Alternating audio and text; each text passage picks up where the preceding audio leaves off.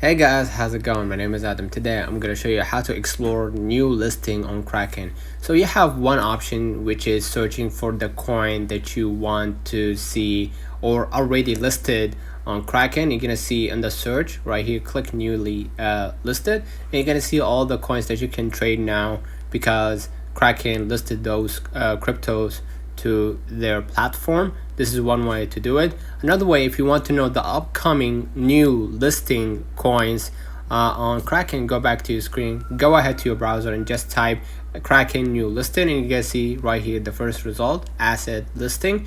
And if you scroll a little bit down, you're gonna see right here the chains now that's integrated with Kraken, and you have the tokens now integrated with another blockchains, but they will be on Kraken soon. You're gonna see dogs, frog, goat Zeus, Maximus, liquidity, lock-in, maga, modding, nero, nutcoin, omni. Those coins will be coming up soon. So let me know in the comments if this video helped you. Don't forget to like and subscribe. Turn on the notification bell to receive every video we upload. Thank you for watching. We will definitely see you in the next one.